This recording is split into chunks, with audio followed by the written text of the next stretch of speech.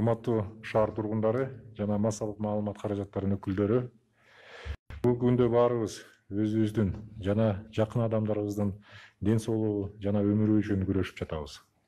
Бул албетте кыйынчылык менен коштолуп, келечек үчүн тынчсызданууну жаратууда да. Пандемия азайганга чейин же коронавируска каршы вакцина чыгарылганга чейин өзүбүздү изоляциянын катуу режиминде башыйып, себепсиз көчөгө чыкпай, бардык жолугушууларды токтотуп туруубуз зарыл.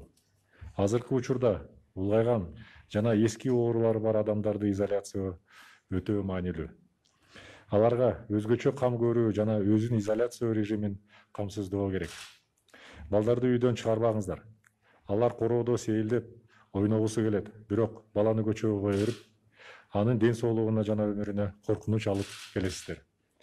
Дүйнө жүзүндө болуп жаткан коронавируска каршы күрөшүүнүн акыркы айларында биз чектөөлөрдү киргизүүнүн бир нече этаптарынан өттүк.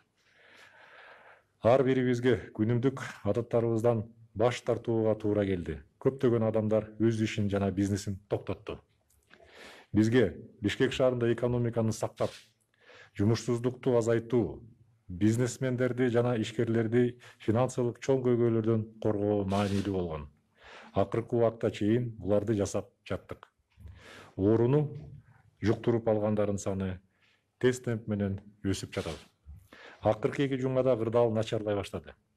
Бишкекте коронавирус менен ооругандардын саны 3617 адам түздү.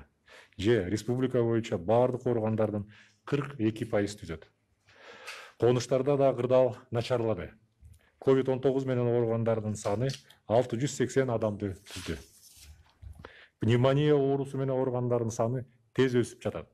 Бул акыркы жылдардын бир нече жогору. Ооругандардын көпчүлүгү коронавирус лаборатория диагнозу коюлганга чейин келип жатат. Бирок өлкөнүн дарыгерлеринин жана башкы пульмонологдун маалыматтары боюнча бул коронавирус экендигин айтылып жатат. Мындай өсүү динамикасы шаар тургундарына коркунуч алып келүүдө. Ушуга байланыштуу Кыргыз Республикасынын президенти Жээнбеков Сооронбай Шарипович мэрияга кыска мөөнөттө күндүзгү стационар борборлорун ачуу тапшырылган.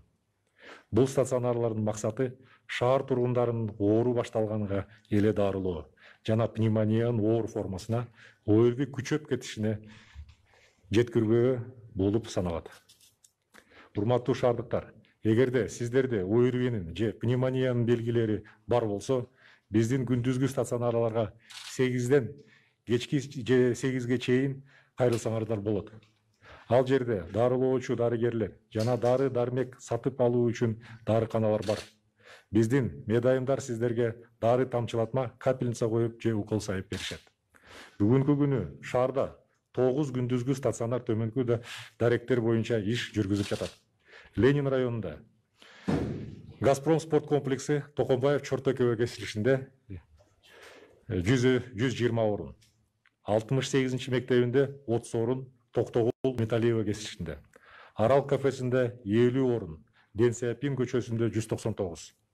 Свердлов районунда 2 центр. Ратбек Санатбаев атындагы ФОК Восток 5 кичи районунда 150 орун, 94-орто мектепте 50 орун, Дордой конушунун жанында. Октябрь районунда Бишкек пекарня муниципалдык ишканасында 12 кичи районунда церковдун жанында 200 орун.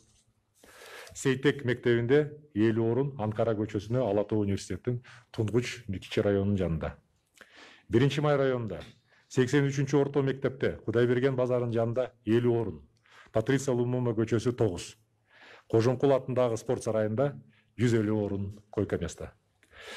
2020 жылдын 4-июлдан 8-июлдун башына күндүзгү стационарларга 5500 адам медициналык жардамга кайрылды. 730 адамга кеңеш берилип, 4800 адам капельница түрүндөгү инъекция алды. 33 адам ооруканаларга жаткырылды, 4 адам каза болду. Урматтуу шаардыктар, азыркы учурга чейин COVID-19 бардык өлкөлөр үчүн табышмак бойдон калууда. Америка, Кытай, Россия жана Германия сыяктуу ири державалар илимий изилдөө жүргүзүп, коронавирусту дарылоо үчүн дарысын табылбай атат. Тилекке каршы Америкада, Европада жана башка өнүккөн өлкөлөрдө адамдар доорудан каза таап дагы жатышат. Алардын саны 540 миңге жетти. Биздин байкообуз боюнча өзүн изоляция режимин так сактаган өлкөлөрдө ооругандардын саны азайды. Биз чыдамдуу, кайраттуу жана эрктүү болушубуз керек. Бекитилген эрежелерди жана чектөөлөрдү сактоо абзел. Ушинтип гана бул ооруну жеңип, жакын адамдарыбыздын өмүрүн сактай алабыз. Көңүл бурганыңыздарга чоң рахмат.